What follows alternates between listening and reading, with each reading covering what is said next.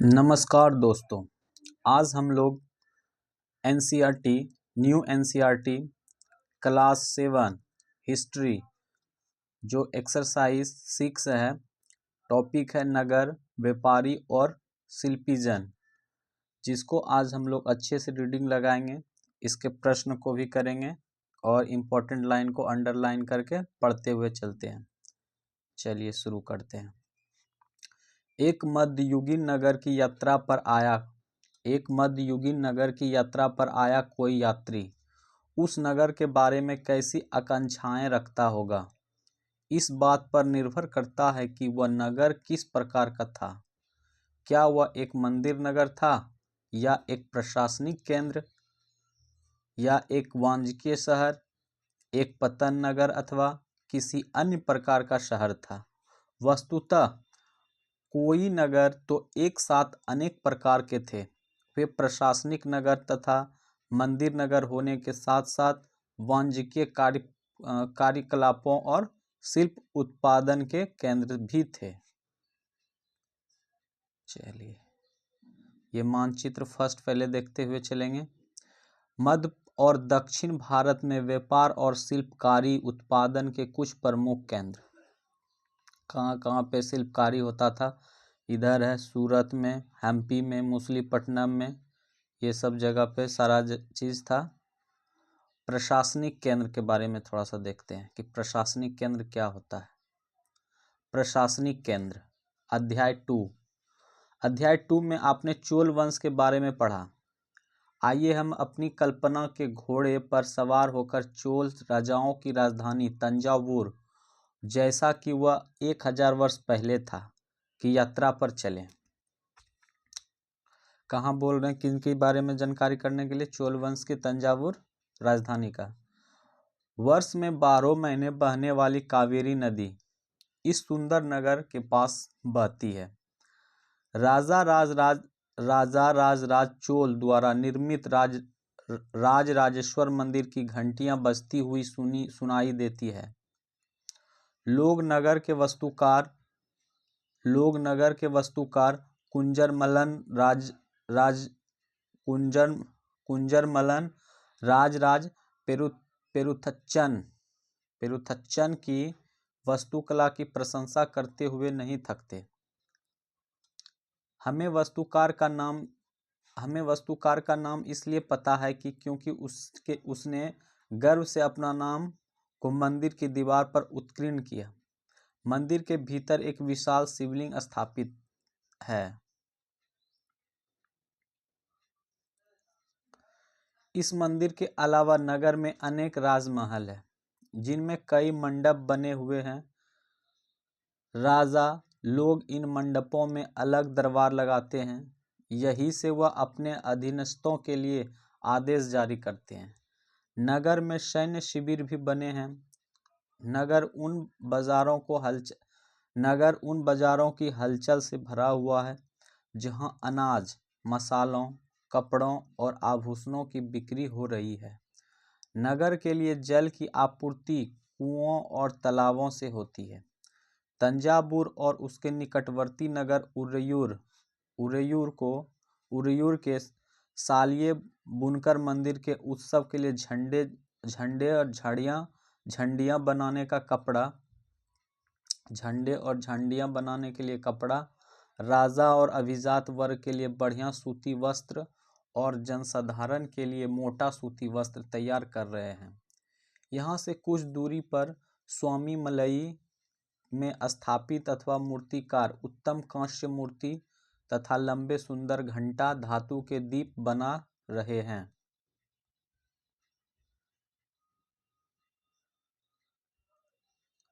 आपके मत में लोग तंजावुर को एक महान नगर क्यों मानते थे?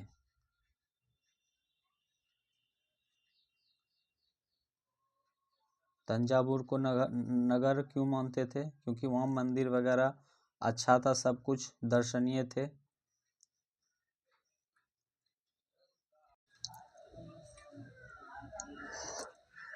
मंदिर नगर और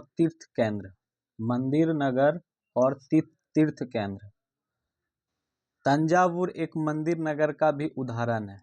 तंजावुर एक जो राजधानी थे वो मंदिर नगर का भी एक उदाहरण है। मतलब वहाँ मंदिर बहुत सारा होगा, बहुत सारा मंदिर पाया जाता है।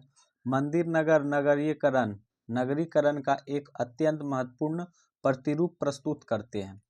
नगरीकरण नगरों के विकास की प्रक्रिया है। मंदिर अक्सर समाज और अर्थव्यवस्था दोनों के लिए ही अत्यंत महत्वपूर्ण होते थे। शासक विभिन्न देवी देवताओं के प्रति अपना भक्ति भाव दर्शाने के लिए मंदिर बनवाते थे।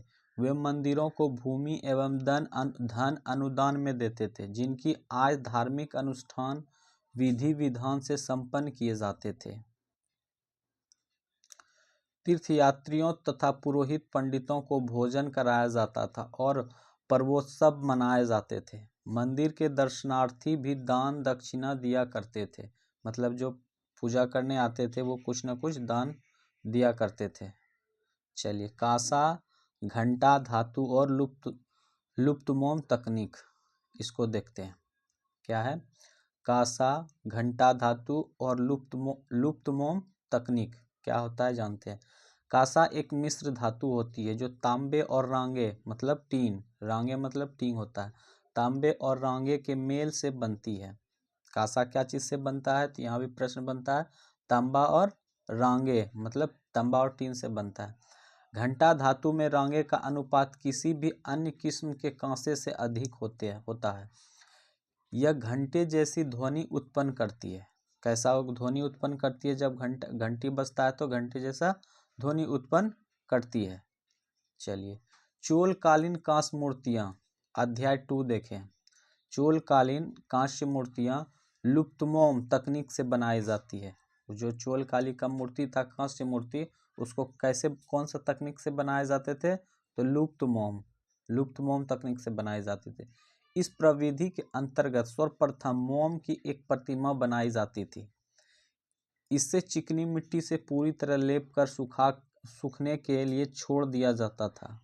जब वह पूरी तरह सूख जाती थी तो उसे गर्म किया जाता था और उसके मिट्टी के आवरण में एक छोटा सा छिद्र बनाकर उस छेद के रास्ते सारा पिघला हुआ मोम बाहर निकाल लिया जाता था।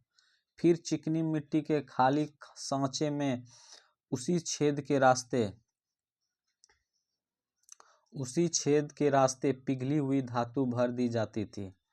जब वह धातु ठंडी होकर ठोस हो जाती थी तो चिकनी मिट्टी के आवरण को सावधानी पूर्वक हटा दिया जाता था और उससे निकली प्रतिमा को साफ करके चमका दिया जाता था। मतलब होता था क्या कि कांसा जो होता था ना, उसको पिघला के पहले से उसका मिट्टी का आकार दिया जाता था और उसके बाद उसको सूखने के बाद उसमें फिर पिघला के कांसा का मिश्रण उसमें डाला जाता था और जब अच्छी तरह से जम जाते थे तब ऊपर का जो जितना परत था सब हटा दिया जाता था और फिर प्रतिमा मूर्ति को चमका दिया जाता था घिस के।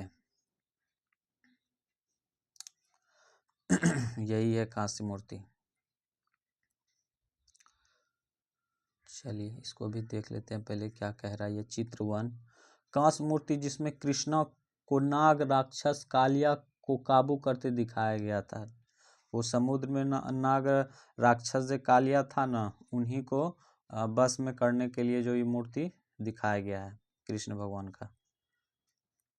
चलिए, आपके विचार से इस प्रविधि का प्रयोग के क्या क्या लाभ थे? बहुत लाभ थे। इस विधि से बहुत सारा चीज डेवलप किया जा सकता था उस समय।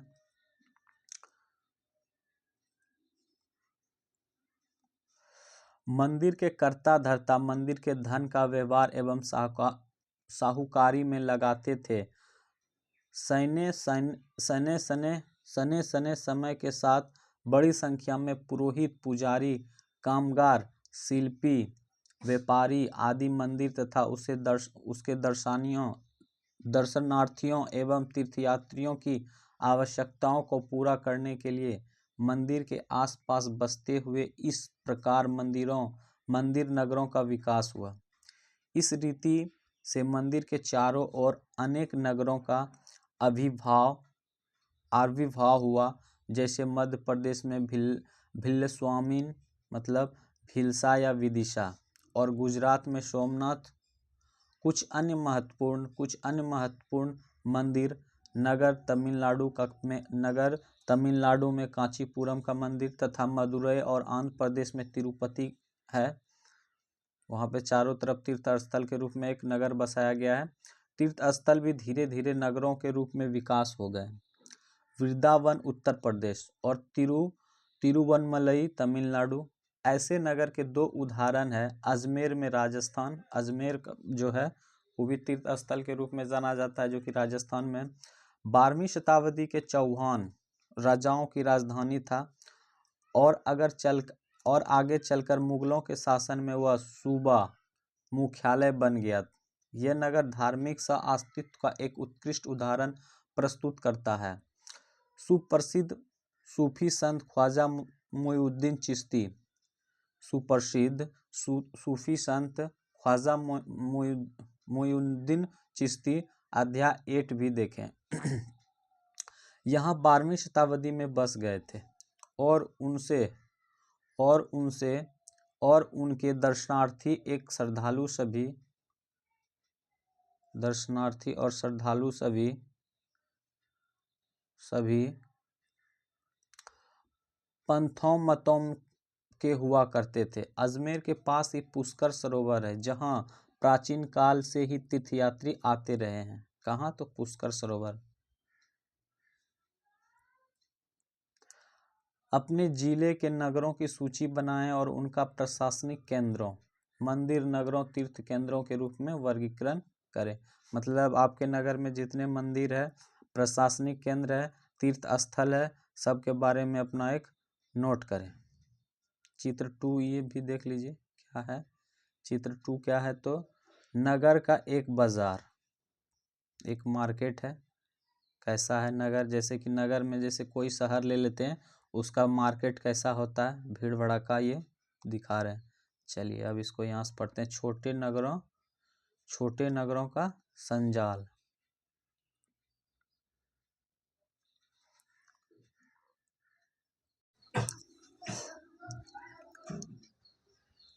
छोटे नगरों का संजाल 8वीं शताब्दी से ही उपमहाद्वीप में अनेक छोटे छोटे नगरों का संजाल सा बिछने लगा था। संभवतः उनका प्रादुर्भाव बड़े बड़े गांवों से हुआ था। उनमें आमतौर पर एक मंडीपिका मतलब क्या होता है? बाद में जिसे मंडी कहा जाता था, जिसको अभी हम लोग मार्केट में मंडी कहते हैं ना, सब्जी मंडी कोई भी तरह का, तो उसको पहले क्या कहते थे? मंडीपिका कहा जाने लगा। मंडीपिका होती थी जहां आसपास के गांव वाले अपनी उपज बेचने के लिए लाते थे। उनमें ऐसी गलियां थी जहां दुकानें एवं बाजार थे, जिन्हें हट कहा जाता था। मतलब हट का मतलब बाद में हाट कहा जाने लगा, मतलब हाट, मार्केट कहा जाता था। इसके अलावा भिन्न भिन्न प्रकार के कारीगरों तथा शिल्पियों जैसे कुम्हार, तेलियों, शक्कर बनाने वाले शक्कर बनाने वाला मतलब कुम्हार, और तेलियों, शक्कर बनाने वालों, और ताड़ी बनाने वालों, और सुनारों, लोहारों, पत्थर तोड़ने वाले आदि अलग अलग बाजार होते थे। कुछ व्यापारी तो नगर में अस्थायी रूप से बसकर अपना कारोबार करते थे, जबकि कुछ अन्य व्यापारी नगर घूमकर क्रय विक्रय किया करते थे।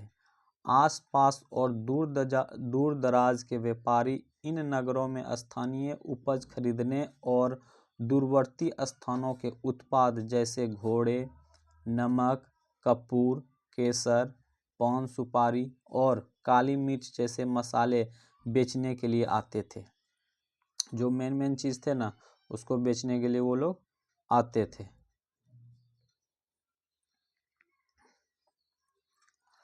आमतौर पर कोई सामंत यानी परिवर्ती काल का जमींदार इन नगरों में या इनके आसपास किलेबंदी कर महल बना लेता था।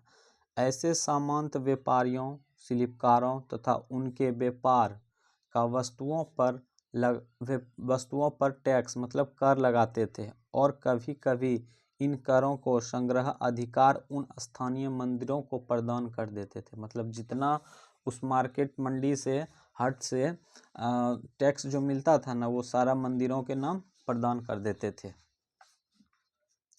जिनका निर्माण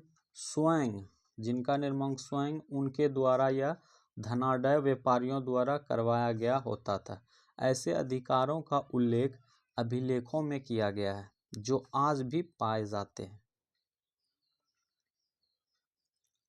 पहले चित्र 3 देख लेते हैं क्या चीज के बारे में दे रहा है ये। चित्र 3 क्या है? लकड़ी पर नक्काशी करता हुआ एक कारीगर। मतलब लकड़ी पे एक नक्काशी मतलब क्या होता है कि लकड़ी पे एक आकार में कुछ बनाते हुए कारीगर वर्कर। चलिए, बाजारों पर कर। अब देखते हैं कि बाजारों पे कर क्या होता है। मार्केटों पर टैक्स, बाजारों पर टैक्स कैसे क्या क्या होता है देखते हैं। यह राजस्थान से प्राप्त एक 10वीं शताब्दी के अभिलेख का सारांश है, जिसमें वे शुल्क दिए गए जो मंदिर पदाधिकारी द्वारा वस्तुओं के रूप में वसूल किए जा सकते हैं।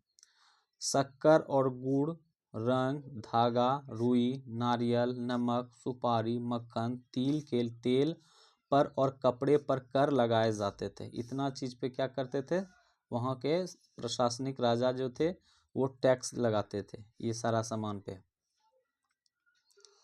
इसके अलावा व्यापारियों पर धातु की चीजें बेचने वाले आसबकों, तेल, पशु चारे और अनाज के बोरों पर भी कर लगाए जाते थे। इनमें से कुछ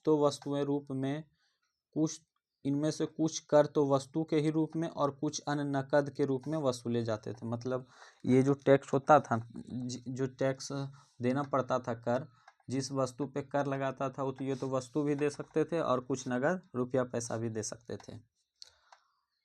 आज बाजार पर लगने वाले करों के बारे में कुछ और जानकारी प्राप्त करें। इन्हें कौन इकट्ठा करता है, वे किस प्रकार वसूल किए जाते हैं और उनका प्रयोग किस काम के लिए होता है। उस समय तो मंदिर में निर्माण में, मंदिर के सेवा में दिया जाता था। चलिए, बड़े और छोटे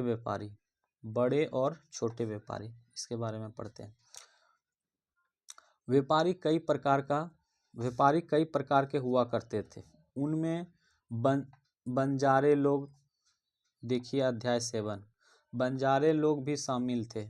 कई व्यापारी, विशेष रूप से घोड़ों की व्यापारी, अपने संघ बनाते थे जिनका एक मुखिया होता था और वह मुखिया उनकी ओर से घोड़े खरीदने के इच्छुक योद्धाओं से बातचीत करता था। चूंकि व्यापारियों को अनेक राज्यों तथा जंगलों से होकर गुजरना पड़ता था। व्यापारी जो होते थे, बहुत सारे राज्य, बहुत सारे जंगल, बहुत सारे रास्ते से गुजरना पड़ता था।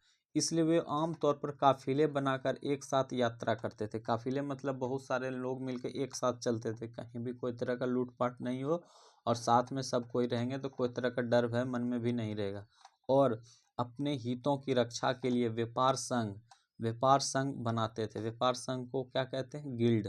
गिल्ड अगर पूछ दे क्या होता है तो व्यापार का संघ बनाते थे।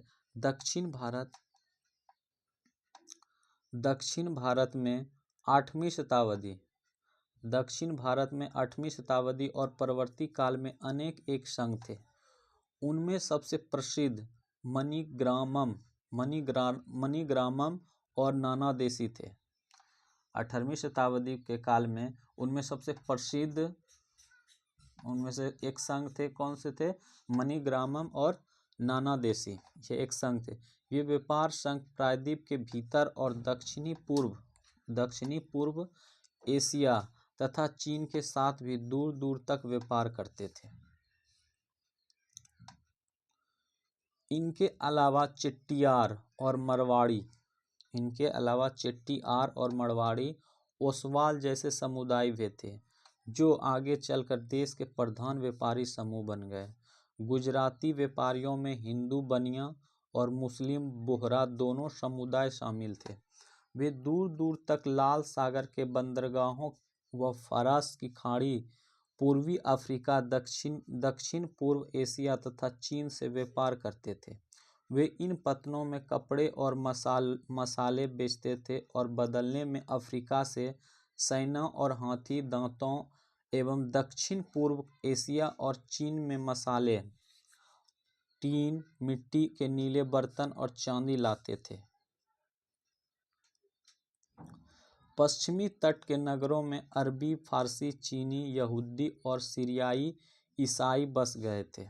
पश्चिमी तट पर लाल सागर के बंदरगाहों में बेचे जाने वाले भारतीय मसाले और कपड़े इतालवी व्यापारियों द्वारा खरीदे जाते थे। भारत का उस समय कपड़ा और मसाला जो था ना, इतालवी व्यापारी द्वारा खरीदे जाते थे और वहाँ से वे उन्हें आगे यूरोपीय बाज़ारों में पहुँचाए जाते थे। जो इतालवी व्यापारी थे वो क्या करते थे, भारत से ले जाके यूरोप के मार्केटों में उसे बेच दिए जाते थे। उनसे व्यापार में बहुत लाभ होता था। उष्णकटिबंधीय जलवायु में उगाए जाने वाले मसाले जैसे कि काली मिर्च, दालचीनी, जायफल, सौंठ आदि यूरोपीय व्यंजनों के महत्वपूर्ण अंग बन गए थे। मतलब यूरोप में इसको बहुत ज़्यादा पसंद करने लगे थे। क्या क्या चीज़? तो काली मिर्च, दालचीनी, जायफल और सौंठ। और भारतीय सूती कपड़ा बहुत लुभावना होता था। भारत का जो सूती कपड़ा जो होता था बहुत अच्छा होता था। ये चीज़ें ही यूरोपीय व्यापारियों का भारत तक खींच लाई। ये चीज़ ही यूरोपीय व्यापारियों को भारत तक खींच लाई।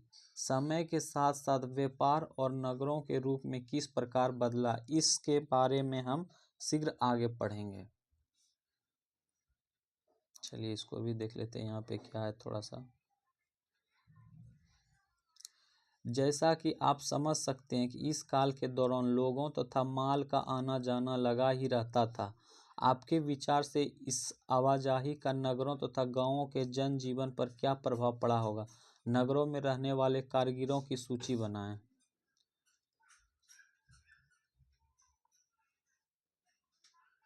काबुल। चलिए काबुल के बारे में थोड़ा देखते हैं।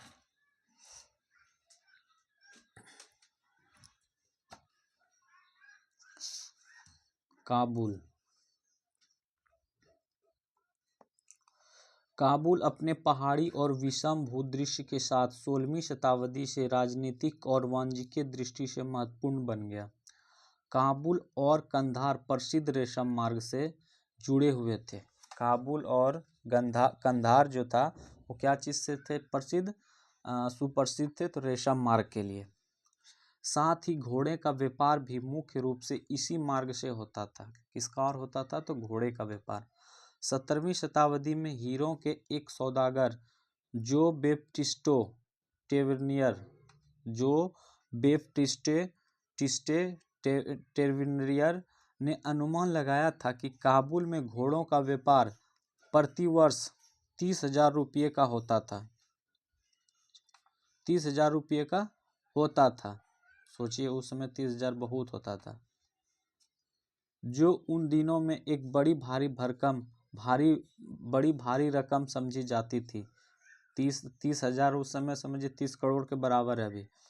काबुल से मेवे, खजूर, गलीचे, रेशमी कपड़े और ताजे फल ऊँट पर लाद कर लाए जाते थे और उपमहाद्वीप तथा अन्य भागों में बेचे जाते थे।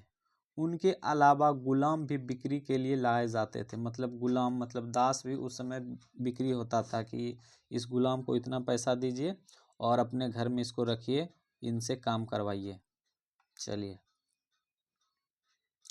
नगर और शिल्प अब थोड़ा देखते हैं। नगर और शिल्प।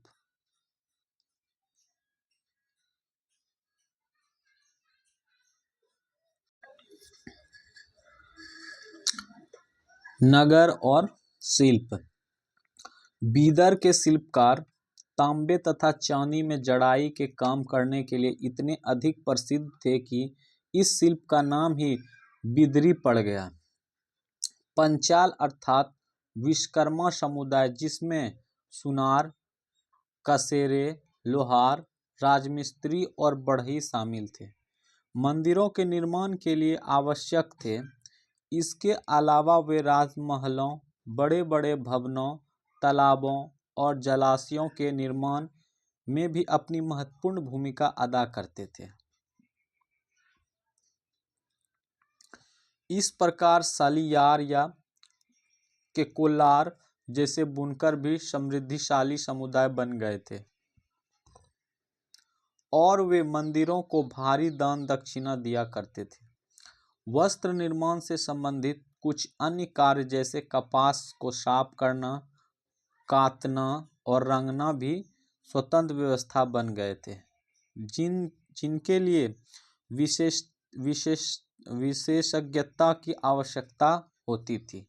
विशेषज्ञता की मतलब कि उसको कैसे क्या किया जाता था, एडवाइस देने वाला सटीक नॉलेजफुल इंसान होना चाहिए। ये देखिए पहले ये है क्या, इसके बारे में देख लेते हैं। चित्र 5, चित्र 4 पहले देखते हैं क्या है ये। चित्र 4,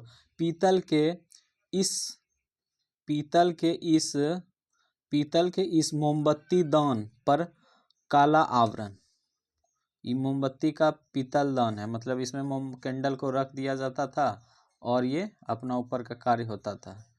फिर इसमें जो मोमबत्ती जम के रहेगा उसको फिर पिघलाकर मोमबत्ती का वो एक विधि जो बताए थे कांच की मूर्ति का, उस विधि द्वारा फिर से ढाला जाएगा। ये मोमबत्ती दान की काला आवरण है ये। चलिए, और चित्र 5 में क्या है, शॉल का बॉर्डर। शॉल जो होता है ना, ठंड में यूज करने वाला शॉल, उसका बॉर्डर का आवरण इस तरह कलाकारों ने इससे बनाया जाता था। अच्छा, प्यारा प्यारा। शहरों के बदलते हुए भाग्य।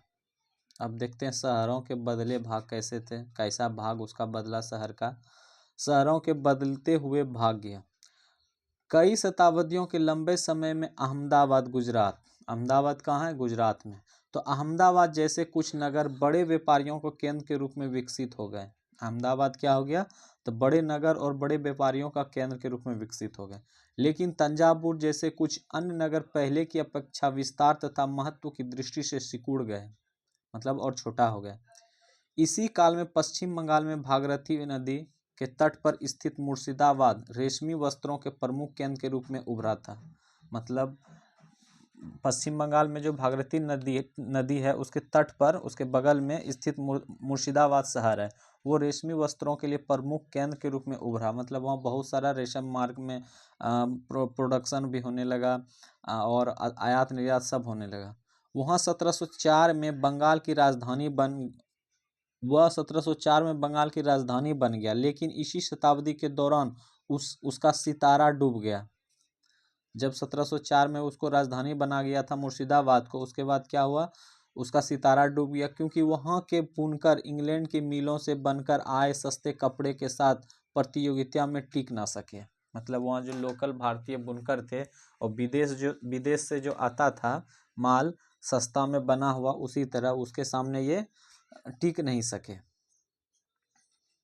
चलिए, अब है क्या, हम्पी, मछलीपट्टनम और सूरत नज़दीक से एक नज़र। हम्पी को देखना है, मछलीपट्टनम को देखना है और सूरत को देखना है। चलिए, हम्पी की वास्तुकला का सौंदर्य, वहाँ का वास्तुकला का सौंदर्य को थोड़ा सा देखते हैं कैसा है क्या है। हम्पी नगर कृष्णा और तुंगभद्रा नदियों की घाटी में स्थित है। तो हम्पी तो कर्नाटक में है, लेकिन कौन सा नदी पे है, तो कृष्णा और तुंगभद्रा नदी पे है। ठीक है, यह नगर 1336 में स्थापित, कितना, ये हम्पी कब बसा था, 1336 ईस्वी में स्थापित हुआ था। विजयनगर साम्राज्य के केंद्र स्थल था।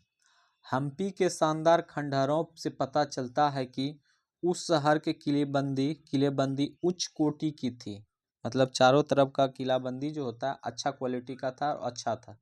किले की दीवारों का निर्माण में कई भी गारे चूने जैसे किसी भी जोड़े वाले मसाले का प्रयोग नहीं किया गया था और विशाल खंडों का आपस में फंसाकर गूंथा गया था। मतलब कोई मसाला, बालू, ईंट, सीमेंट का प्रयोग नहीं किया गया था। ये शिलाखंडों को आपस में फंसा के, मतलब कड़ी नुमा रूप में उसको गूंथा गया था। चलिए, हम्पी का हो गया, ये देख लीजिए, यही है हम्पी का खंडहर।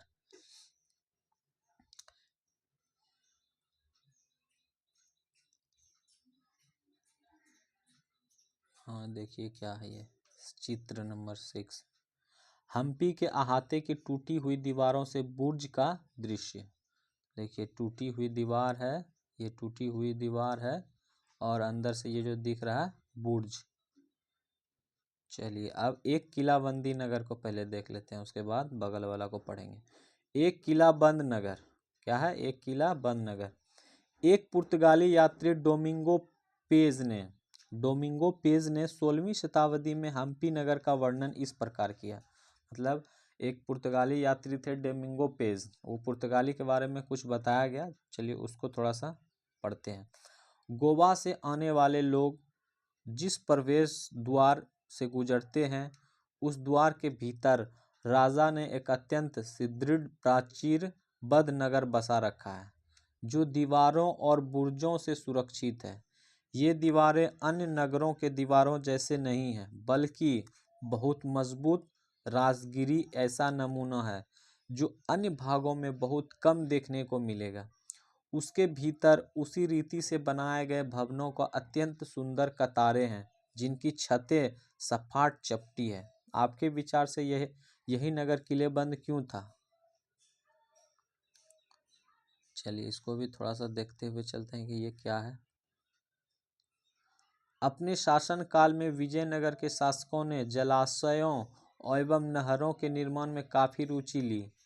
मालदेवी नदी के ऊपर एक 1.37 किलोमीटर लंबे मिट्टी के बांध वाले अंतराज सागर जलाशय, कितना था 1.37 किलोमीटर लंबे मिट्टी के बांध वाले अंतराज सागर जलाशय का निर्माण हुआ। कृष्णदेव राय ने 2 पहाड़ियों के बीच एक विशाल प्रस्तार बांध का निर्माण विजयनगर के निकट एक विशाल झील के निर्माण के लिए किया, जहां से जल का जल सेतु और नहरों द्वारा बगीचों और खेतों तक की सिंचाई के लिए पहुंचाया जा सकता था। नगर में बांध और नहर क्यों बनाया जाता था नगर में? ताकि वहाँ के जो निवासी थे उसको पानी का दिक्कत नहीं हो, सिंचाई का दिक्कत नहीं हो, खेती करने में कोई परेशानी नहीं हो। चित्र नंबर 7 देखते हैं। चित्र नंबर 7, हम्पी के विट्ठुल मंदिर का पत्थर का बना रथ कहाँ है? तो ये है, क्या चीज़ का बना हुआ है? तो पत्थर का बना हुआ रथ है ये, हम्पी में, कर्नाटक में जो है।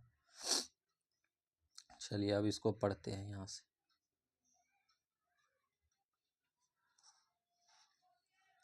हम्पी का वास्तुकला विशिष्ट प्रकार की थी।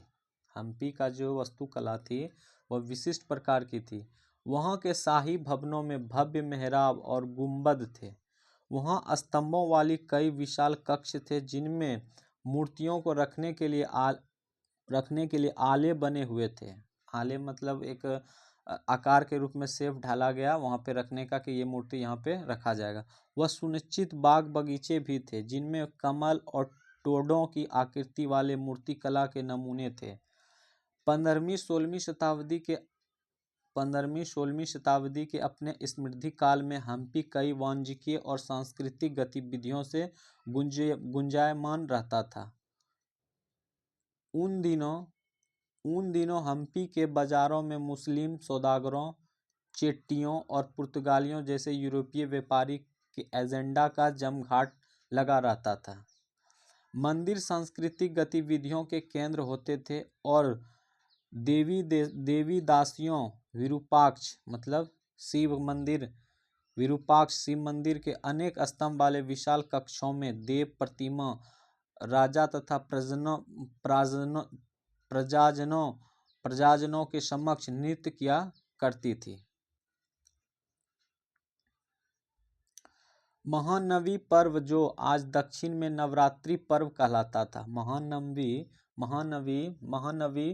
महानवमी पर्व जो कि आज दक्षिण में नवरात्रि पर्व कहलाता है। नवरात्रि मतलब दुर्गा पूजा में जो नवरात्रि होता है वो पूजा कहलाने लगा। उन दिनों में हम्पी एक अत्यंत महत्वपूर्ण पर्व माना जाता था। हम्पी में क्या माना जाता था? महानवमी को क्या कहा जाता था? महानवमी को क्या कहते थे? उसको महत्वपूर्ण पर्व माना जाता था वहाँ हम्पी में। पुरातत्वविदों ने उस महान महानवमी को मंच की खोज निकाला था जहां राजा अपने अतिथियों का स्वागत सत्कार करता था और अधीनस्थ व्यक्तियों से नजारे उपहार लिया करता था। वहीं विराजमान होकर राजा नृत्य और संगीत तथा मल्लयुद्ध की कार्यक्रम भी देखा करता था। 1565 में दक्कनी वास्तुकला गोलकुंडा, बीजापुर, अहमदनगर, बरार और बीदर के शासकों के हाथों विजयनगर की पराजय के बाद हम्पी का विनाश हो गया। तो हम्पी का विनाश कब हो गया था? तो 1565 में। किसके द्वारा? तो गोलकुंडा, बीजापुर, अहमदनगर, बरार और बीदर के शासकों के हाथों में विजयनगर का क्या हो गया था? विनाश हो गया था। चलिए, ये क्या है थोड़ा इसको भी देख लेते हैं। वाणिज्य केंद्र किसको कहते हैं थोड़ा देखते हैं। एक ऐसा स्थान जहां विभिन्न उत्पादन केंद्रों से आने वाला माल खरीदने और बेचा जाता है। जैसे एक कोई जगह हो गया, वहां पे कहीं दूसरे देश से माल आता है, कोई भी चीज़ भी, और फिर वहीं से वहाँ के लोकल शहरों में बढ़ जाता है, मतलब आदान प्रदान होते रहता है। उसको क्या कहते हैं? वाणिज्य केंद्र। चलिए अब देखते हैं सूरत पश्चिम की ओर प्रवेश द्वार। और पहले इसको देख लेते हैं, कुछ नहीं है ना इसमें। अच्छा, हंडी है, पहले इसको पढ़ लेते हैं तब पढ़ेंगे उसको। सूरत पश्चिम का प्रवेश द्वार। सूरत मुगल काल में केम्बे, मतलब आज के खंबात के नाम से जाना जाता है। केम्बे को क्या कहते हैं? खंबात। सूरत मुगल काल में केम्बे और कुछ समय बाद के अहमदाबाद के साथ साथ गुजरात में पश्चिमी व्यापार का वाणिज्यिक केंद्र बन गया। अहमदाबाद था जो गुजरात में, वो पश्चिमी व्यापार का वाणिज्यिक केंद्र बन गया था। सूरत ओरमुज की खाड़ी से होकर पश्चिमी एशिया के साथ व्यापार करने के लिए मुख्य द्वार था। सूरत को मक्का का प्रस्थान द्वार भी कहा जाता था, क्योंकि बहुत से हज यात्री जहाज से यहीं से रवाना होते थे। क्या होते थे? यहीं से रवाना होते थे। सूरत एक सर्वदेशीय नगर था जहां सभी जातियों और धर्मों के लोग रहते थे। 17वीं शताब्दी में वहां पुर्तगालियों, डचों और अंग्रेजों के कारखाने एवं माल गोदाम थे।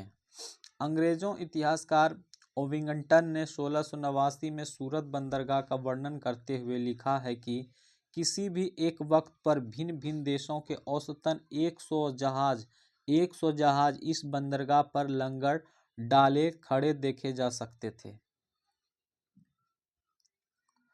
सूरत में ऐसी अनेक दुकानें थीं जो सूती कपड़ा थोक और फुटकर कीमतों पर बेचती थी।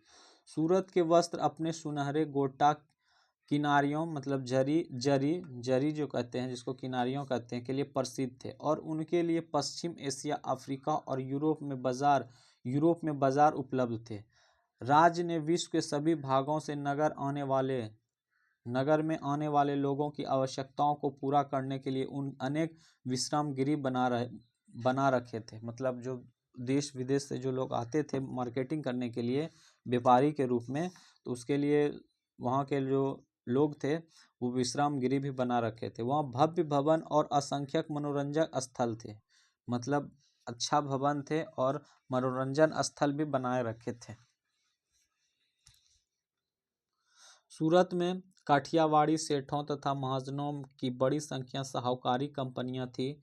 उल्लेखनीय है कि सूरत से जारी की गई हुंडियों को दूर दूर तक मिस्र से काहिरा, इराक में बसरा और बेल्जियम में एंटवर्प के बाजारों में मान्यता प्राप्त थी। हुंडियों क्या है उसके बारे में भी तुरंत बताते हैं। किंतु 17वीं शताब्दी के अंत वर्षों में सूरत को भी अधपतन प्रारंभ हो गया। 17वीं शताब्दी के अंतिम वर्ष में सूरत को भी पतन की ओर, मतलब वो भी विनाश की ओर चला गया। इसके कई कारण थे। मुगल साम्राज्य के पतन के कारण बाजारों, चलिए यहीं तक इसको रहने देते हैं, पहले इसको देख लेते हैं हुंडी क्या है। हुंडी के बारे में जान लेते हैं। हुंडी किसको कहते हैं?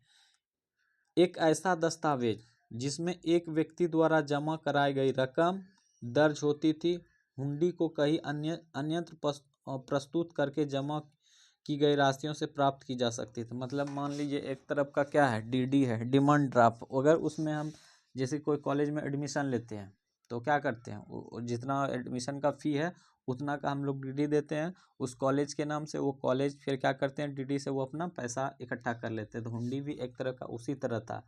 अगर हुंडी को कहीं अन्य हुंडी में एक रकम दर्ज रहता था कि इतना का है और इतना का उपयोग बाद में वो कर सकते हैं। चलिए, यहाँ क्या था, मुगल साम्राज्य के पतन के कारण बाजारों तथा उत्पादकताओं की हानि, पुर्तगालियों द्वारा समुद्री मार्गों पर नियंत्रण और बम्बई मतलब वर्तमान में मुंबई से प्रतिस्पर्धा, जहां 1668 में अंग्रेजों ईस्ट इंडिया कंपनी ने अपना मुख्यालय स्थापित कर लिया था। आज सूरत एक महत्वपूर्ण वाणिज्य केंद्र है।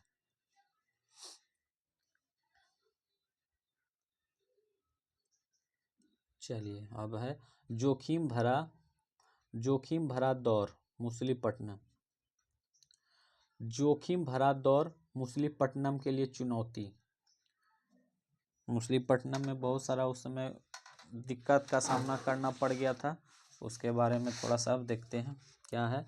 तो मछलीपट्टनम या मछलीपट्टनम नगर कृष्णा नदी के डेल्टा पर स्थित है। अगर पूछ दे कि मछलीपट्टनम या मछलीपट्टनम नगर किस नदी पे था, तो डेल्टा नदी पे था। 17वीं शताब्दी में यह भिन्न भिन्न प्रकार की गतिविधियों का नगर था।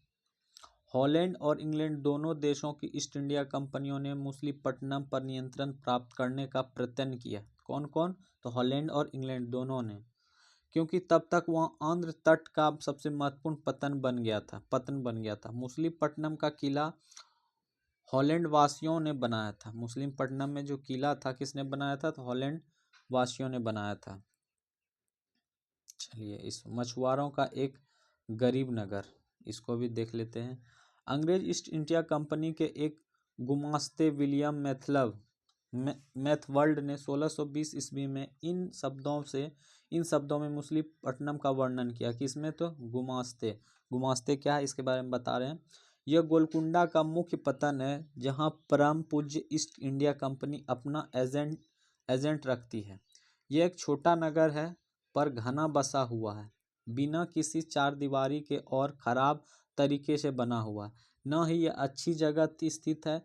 इनमें सभी जल स्रोत खारे पानी के हैं। क्या क्या है? खारे पानी का है। पहले यह एक गरीब मछुआरा नगर था। आगे चलकर यहाँ जहाज़ों के लिए लंगर डालने की सुविधा हो गई, जिससे व्यापारी लोग यहाँ रहने लगे। और चूंकि हमारे तथा हॉलैंड के निवासियों यहाँ तट पर आते जाते रहते हैं, यह उनके लिए निवास की व्यवस्था करता है। अंग्रेजों और हॉलैंड वासियों ने मछलीपट्टनम में अपनी बस्तियां बसाने का निर्णय क्यों लिया? क्योंकि वहां जाने आने की सुविधा अच्छी तरह था। गुमसुता किसको कहते हैं? गुमसुते था यहाँ पे। और गुमशुता क्या है इसको देख लेते हैं। यूरोपीय ट्रेडिंग कंपनी की व्यापारी गतिविधियों का प्रभारी अधिकारी को गुमश्ता कहते हैं, जो उसके कार्य को लिखावट के रूप में या उसका टोटल ब्यौरा रखते हैं, उसको हम लोग क्या कहते हैं? गुमाश्ता। चलिए, अब क्या है? गोलकुंडा के कुतुब शाही शासकों ने कपड़ों, मसालों और अन्य चीज़ों की बिक्री पर शाही एकाधिकार लागू किया, जिससे कि वह व्यापार पूरी तरह ईस्ट इंडिया कंपनी के हाथों में न चल जाए। विभिन्न व्यापारी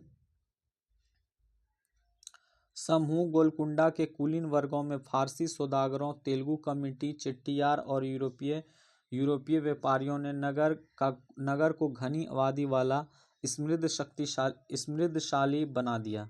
जब मुगलों ने गोलकुंडा तक अपनी शक्ति बढ़ा ली, तो उनके प्रतिनिधि सूबेदार मीर जुमला ने, जो कि स्वयं एक सौदागर था, हॉलैंड वासियों और अंग्रेजों के आपस में भिड़ना शुरू कर दिया।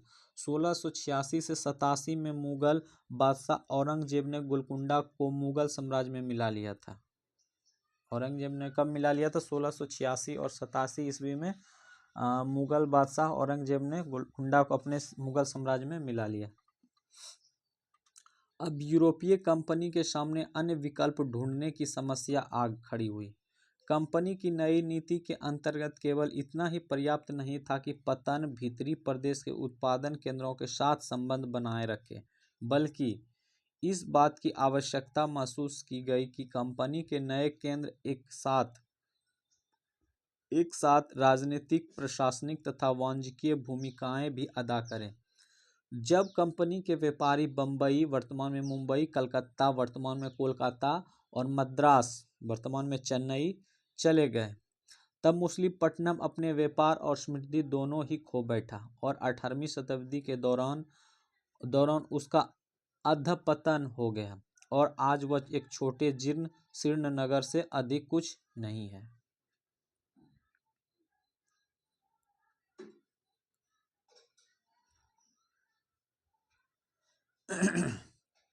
एक नगर और व्यापारी। 16वीं और 17वीं शताब्दियों में यूरोप के देश व्यापारिक उद्देश्य से मसालों और कपड़ों की तलाश में लगे हुए थे, जो यूरोप और पश्चिम एशिया दोनों जगह लोकप्रिय हो गए थे। अंग्रेजों, हॉलैंड वासियों और फ्रांसीसियों ने पूर्व अपनी वाणिज्यिक गतिविधि का विस्तार करने के लिए अपनी अपनी ईस्ट इंडिया कंपनी बनाई। प्रारंभ में मुल्ला अब्दुल गफूर और विरजी वोरा जैसे कुछ बड़े भारतीय व्यापारियों ने, जिनके पास बड़ी संख्या में जहाज थे, उनका मुकाबला किया, किंतु यूरोपीय कंपनी ने समुद्री व्यापार पर अपना नियंत्रण स्थापित करने के लिए अपनी नौशक्ति का प्रयोग किया और भारतीय व्यापारियों को अपने एजेंट के रूप में कार्य करने के लिए मजबूर कर दिया गया। अंततः अंग्रेजों उपमहाद्वीप में सर्वाधिक सफल वाणिज्यिक एवं राजनीतिक शक्ति के रूप में उभर कर स्थापित हो गए। वस्त्रों जैसी वस्तुओं की मांग में तेजी आने जाने से अधिकारियों लोग ने कताई, बुनाई, धुलाई, रंगाई आदि को धंधा अपना लिया। इससे इन शिल्पों का बहुत विस्तार हुआ। भारतीय वस्त्रों के रूप, रंग और डिजाइन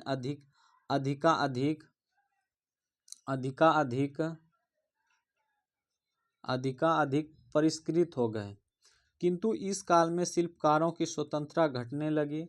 शिल्पी जन पेशगी की प्रणाली पर काम करने लगे, जिसका अर्थ यह था कि उन्होंने जिन यूरोपीय एजेंटा से पहले ही पेशगी ले ली थी, उन्हीं के लिए उन्हें कपड़ा बुनना होता था।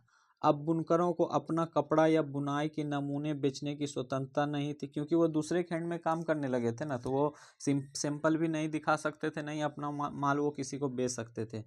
उन्हें तो कंपनी के एजेंडे द्वारा निर्धारित डिजाइन के कपड़े नहीं, उनके मांग के अनुसार बनाने पड़ते थे। मतलब वो जो व्यापारी जो थे वो क्या करते थे, कंपनी के जो एजेंट थे उससे डील हो गया था कि आपको जो हम बोलेंगे वही करना है, आपको कोई भी सेल नहीं करना। मतलब अब वो जिस डिजाइन के कपड़े बोलते थे, जैसा बोलते थे, वैसा ही लोग को अब बनाना पड़ता था।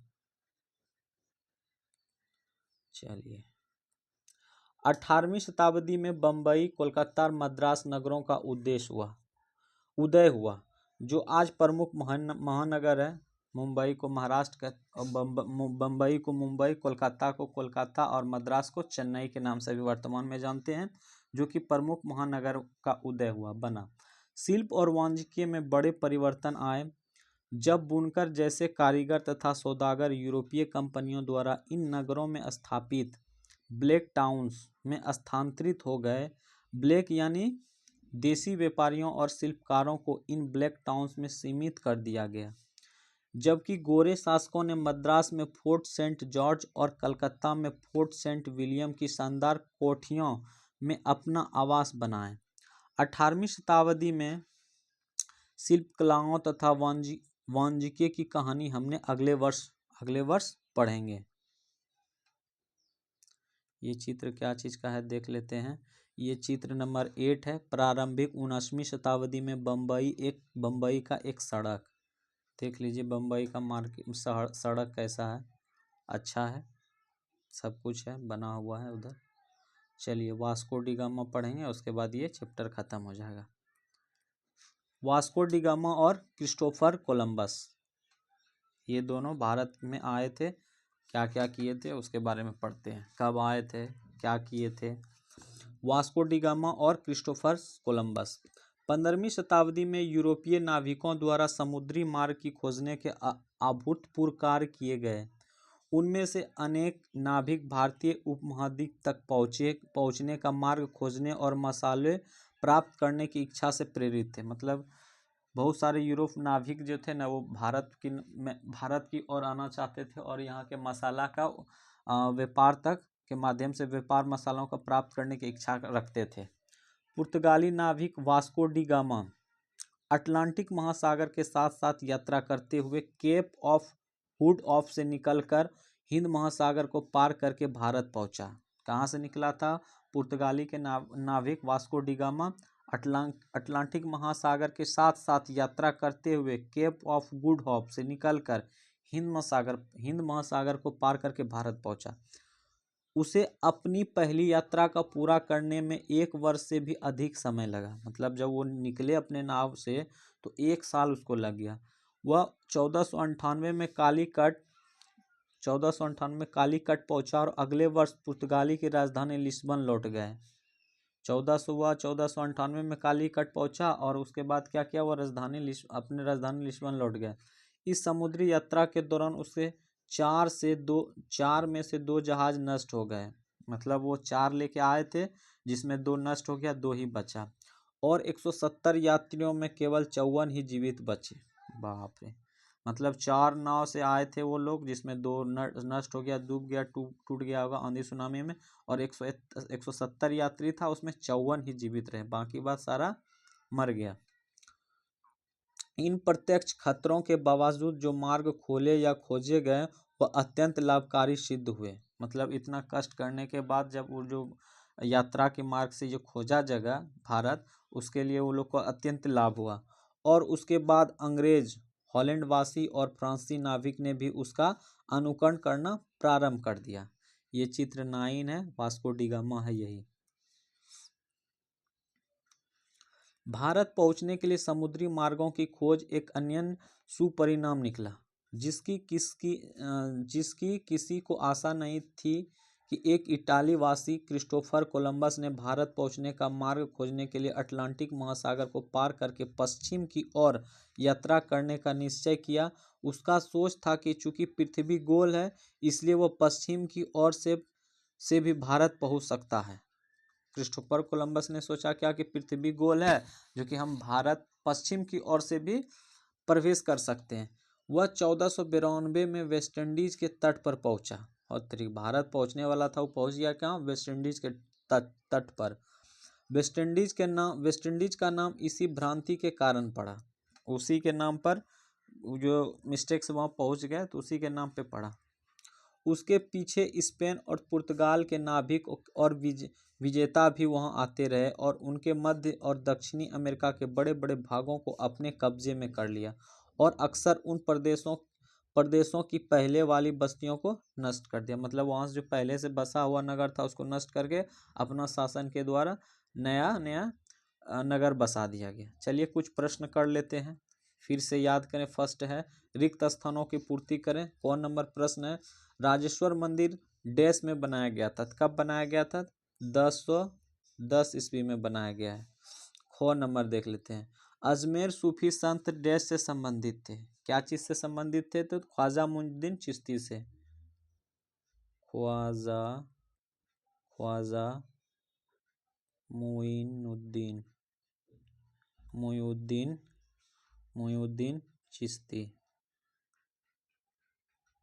चिश्ती। अजमेर में सूफी संत डैश से संबंधित थे, ख्वाजा मुइनुद्दीन चिश्ती से संबंधित थे। गौ नंबर। हम्पी डैश साम्राज्य की राजधानी थी। हम्पी किसकी राजधानी? विजयनगर।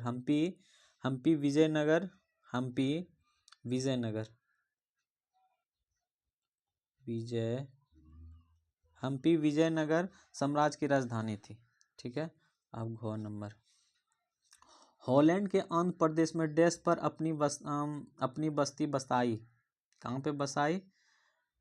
हॉलैंड वासियों ने आंध्र प्रदेश में कहाँ पे? मछलीपट्टनम या मुसलीपट्टनम। कहाँ पे? तो इसका हो जाएगा मछलीपट्टनम में एक एक बस्ती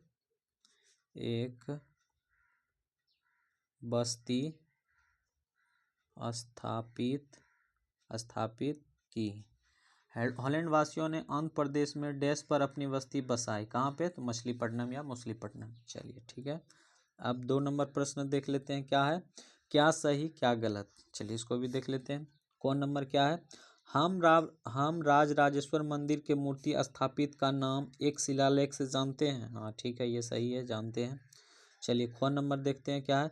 सौदागर लोग काफिलों में यात्रा करने के बजाय अकेले यात्रा करना अधिक पसंद करते हैं। नहीं, सौदागर सभी लोग मिल के एकजुट होकर, ये गलत है, मिलजुल कर करना पड़ता, क्योंकि बहुत सारे जंगल, बहुत सारे नगर उसको क्रॉस करना पड़ता था अकेले का, इसलिए साथ में चलना पसंद करते थे। गो नंबर क्या है? काबुल ये क्या होगा? चलिए, काबुल हाथियों के व्यापार का प्रमुख केंद्र था। नहीं, गलत है। सूरत बंगाल की खाड़ी पर स्थित एक महत्वपूर्ण व्यापारिक पतन था। सूरत बंगाल की खाड़ी में कहाँ? ये तो इधर गुजरात तरफ है ना, ये भी गलत है। बंगाल की खाड़ी पर तो मुर्शिदाबाद था ना। चलिए, अब लॉन्ग क्वेश्चन है, इसको बाद में कराया जाएगा। चलिए, आज जो था एक्सरसाइज 6 था। कौन सा लेसन था ये? लेसन था 6, एक्सरसाइज 6, क्लास 7 का टॉपिक था नगर व्यापारी और शिल्पी जन, जो आज हम लोग अच्छी तरह से पढ़ें और इम्पोर्टेंट लाइन को अंडर किए, कुछ प्रश्न को अब भी आंसर इसमें लिखे हैं। बाकी अब एक्सरसाइज 7 नेक्स्ट क्लास में कराया जाएगा। आज का क्लास यहीं पे समाप्त करते हैं। धन्यवाद।